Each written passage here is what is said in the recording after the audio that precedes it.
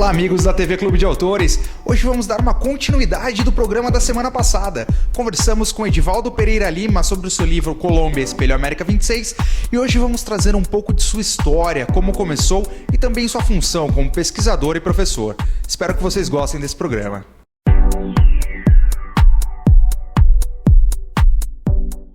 A minha vida toda eu morei em muitos estados e nessa fase dos 14 e 15 eu estava no interior de Minas.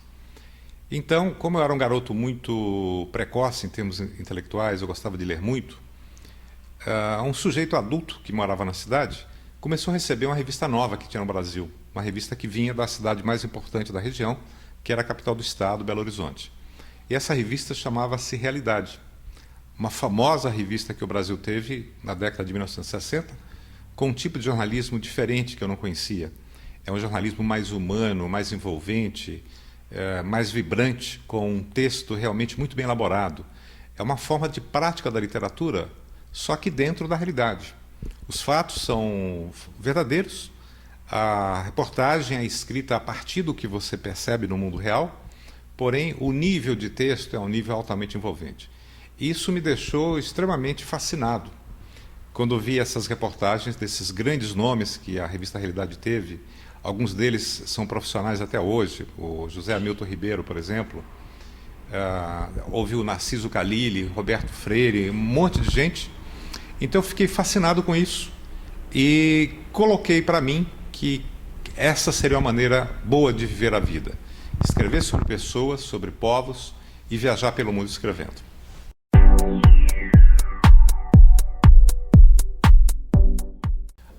Olha, além do interesse pelo escrever, que eu percebi manifestado em mim desde muito cedo, eu sou daqueles que, por exemplo, aos 11 ou 12 anos de idade, resolvi escrever um livro e pegava um caderno, inventava histórias e ficava preenchendo as páginas.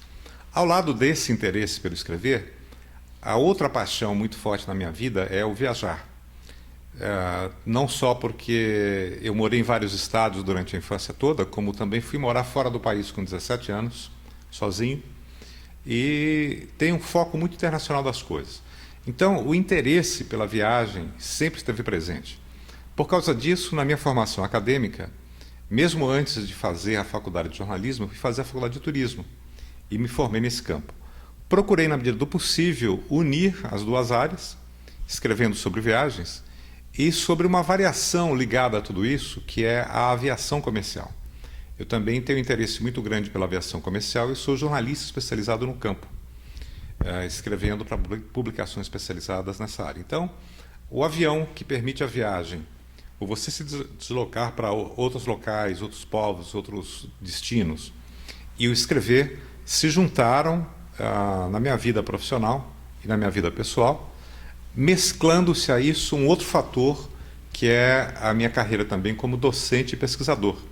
Então, o professor, o escritor, o jornalista e o viajante se uniram numa pessoa só, de uma maneira que eu julgo bem interessante, porque isso atende a características pessoais que eu tenho, né? O gosto de viajar, a visão mais aberta para o mundo, não ter um foco muito regionalista das coisas, mas sim global.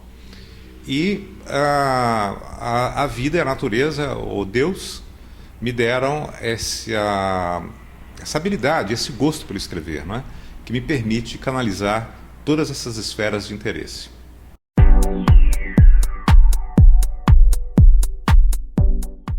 O jornalismo literário é uma escola da prática jornalística com características muito diferenciadas. Quando a pessoa que não é profissional do campo olha para o jornalismo, vê na área um campo uniforme. Mas, na verdade, o jornalismo, assim como todas as áreas de especialidade, como a medicina, como a engenharia, tem variantes dentro dele. Então, na medicina você tem o médico que é alopata e você tem o médico homeopata. Na engenharia você tem o engenheiro civil, você tem o engenheiro de máquinas, assim por diante. O jornalismo também. Então, ao lado daquele jornalismo mais conhecido, que é o jornalismo do dia a dia, o jornalismo do jornal diário, com suas formas de expressar a realidade, existe o jornalismo literário. Ele nasce de uma absorção de tecnologia narrativa que vem da literatura de ficção, porém aplica isso à narrativa da vida real. Ao longo do tempo isso foi sendo desenvolvido com técnicas, procedimentos, forma de escrever, formas de interagir com as pessoas, com os personagens reais, formas de estruturar um texto que constituem um arsenal de conhecimento e um arsenal utilizado e praticado por profissionais de qualidade. Pessoalmente, me envolvi muito com isso. O meu grande interesse na área do jornalismo é o jornalismo literário e me envolvi também de maneira bem ampla, tanto como pesquisador, como docente, como praticante dessa forma de jornalismo. Em função disso, na USP, durante meu período em que fui docente regular da Universidade de São Paulo, antes da minha aposentadoria um pouco precoce, trabalhei sempre em jornalismo literário. Posteriormente, continuamos com o único curso de pós-graduação em jornalismo literário que existe no Brasil. Ele já está no seu 9º ano de existência. Este ano de 2013, ele tem uma turma em São Paulo e uma turma em Curitiba, procurando transportar esse know-how para as novas gerações e também ajudando a renovar essa modalidade.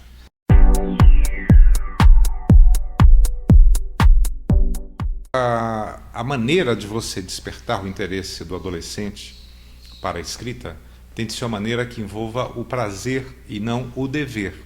Isso, traduzido em termos de texto, é você exigir que o jovem domine muito a gramática e a correção da língua antes da pessoa ser estimulada a colocar no papel o que está criando lá dentro.